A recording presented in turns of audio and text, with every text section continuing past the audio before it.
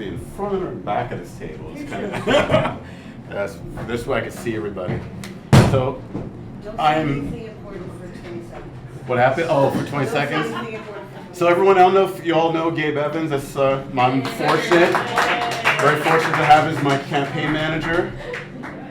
Gabe, actually, we were at a rally together on Martin Luther King's birthday down at City Hall, while the current public advocate and everyone else was like hobnobbing with rich and famous people. I think it was at Barclays Center or wherever. Bam. Yeah, right. And yeah, it was at BAM. And Gabe approached me about, hey, I heard that James wants to run for public advocate. I want to get involved with the campaign. And we're like, I love Gabe. Yes, let's do this. This is why I wanted to talk about activism from the streets and into the voting booths. Because a lot of what's been talked about tonight, about starting with Dennis over there, talking about issues that have affected him as a person, as an individual, and as a community, and doing work to bring that up to the public is so important. Everybody has sort of touched on that. You know, if there's an issue that's bothering you or the people in your community, bringing that up to public awareness, right?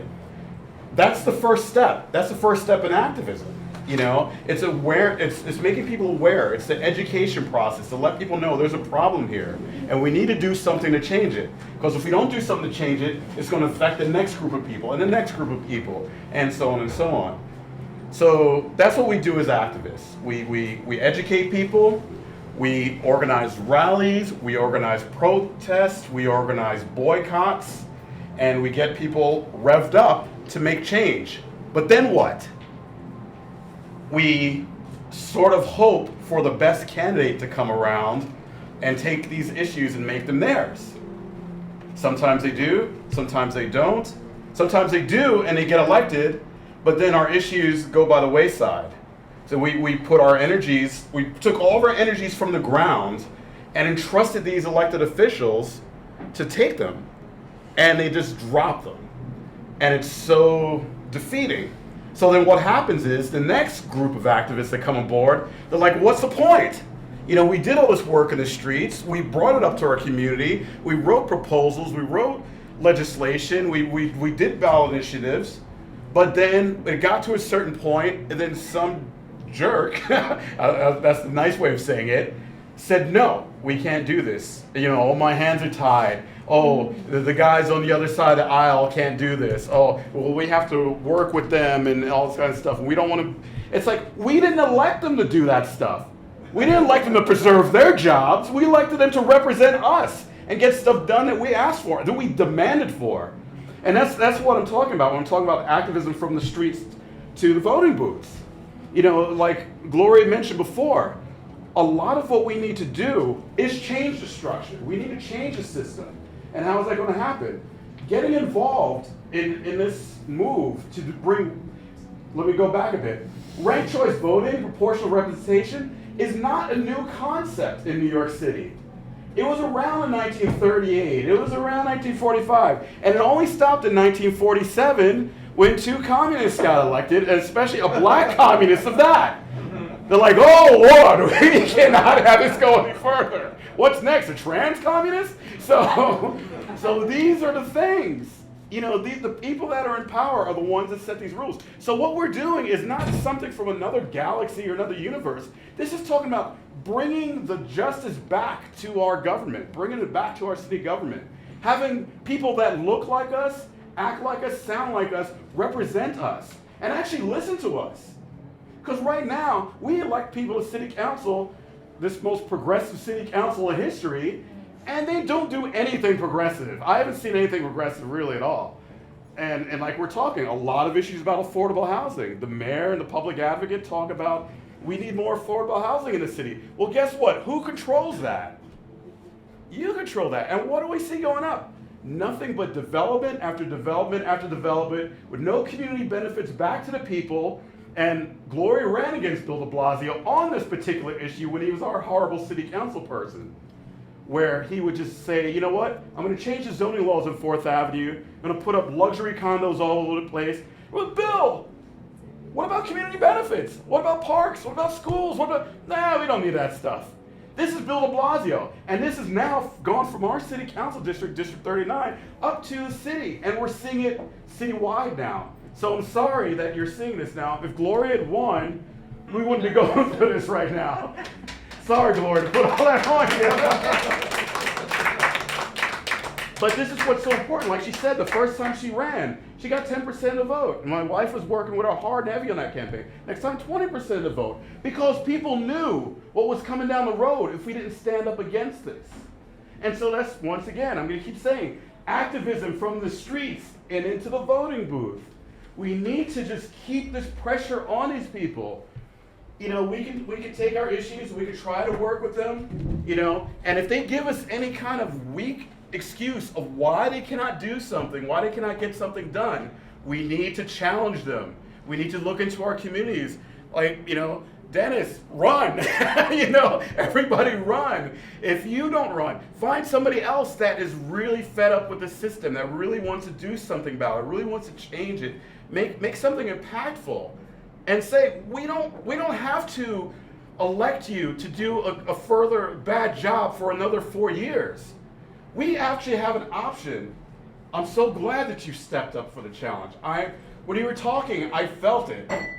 I felt that you want to make these changes, and you're in the community, and people know you, and they will rally around you. I'll be in your district too, doing whatever I could do to help you. That's why I wanted to run for public advocate, because I feel like I've always been a receptor of change. I've always been feeling people's pains, and I've always felt like I wish I could do more. And public advocate is one of those mystery positions in city government that it really depends on who's in the office. A lot of people get into that position and they just sit back and watch everything happen, and then they said, okay, I think I'm going to run for mayor because I had 4 years of being public advocate. Just like Bill de Blasio, for example. And I will keep bringing him up because he needs to go down. He's a terrible, terrible, terrible person. He's terrible. As Donald Trump would say, he's a terrible, terrible person. Most terrible. But Bill de Blasio, perfect example of your typical politician. During his mayoral run, there was all these candidates fighting for the top spot. They all crash and burn, attacking each other and whatever. Bill's sitting there, let me see what's going on. Listening, oh, I hear people are upset about, stop and frisk. That'll be my platform. I'm going to bring my black family out there, have little dance moves in the parade, and get elected. And this is the truth. I don't care what anyone says, but this is exactly what happened, step by step. Right. And the thing what gets me about it was he's holding stop and frisk as his main campaign, platform item. But he was public advocate for 4 years. And I know pretty darn well people were coming to him with this issue about the NYPD and their practices and their brutality and their killing innocent people or letting people die because they don't know CPR and all these other issues of misconduct that the NYPD goes under that nobody attacks. I mean, even the current public advocate in 2014, when the Black Lives Matter movement was high and full energy in the streets. And unfortunately, 2 police officers did get killed by some crazed man. But the protests went on because we're like, we are mourning for those police. We're not saying that we don't care if people die. That's why we're protesting. We're protesting because 3 people are dying a day. But our current public advocate sent out a tweet saying, oh, I can't believe people are protesting during this holy time. And we're like, well, wait, because people are still dying. And as a public advocate, you should understand that and do something about it.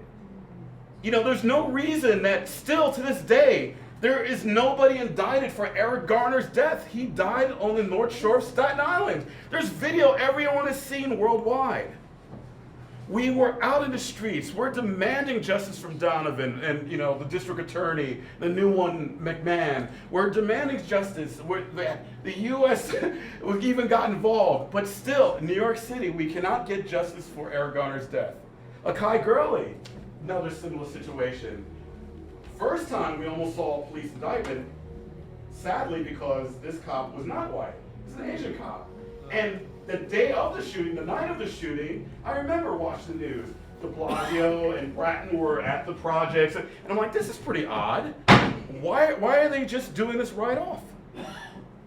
And, you know, because he was not white. He's not honored the same protection as a white cop that does a crime like this. But when we got to the point, you know, the Brooklyn District Attorney sent out a thing, well, we had to be lenient on with him. It's an accident. Well, guess what? If I got drunk tonight and got in a car and hit somebody and killed them, I would probably serve time because it was an accident. Sadly, but there's accountability.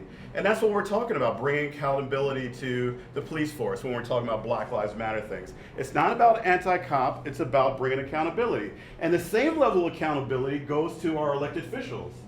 If we have elected officials and they're not doing the things that we want to do because we know that they're indebted to the real estate development, which is why they're not passing affordable housing bills that make sense to what we need, then we need to vote them out of office. But that's their accountability. Don't listen to people that say, well, don't vote for that candidate because they don't have a chance to win. They totally have a chance to win if you vote for them.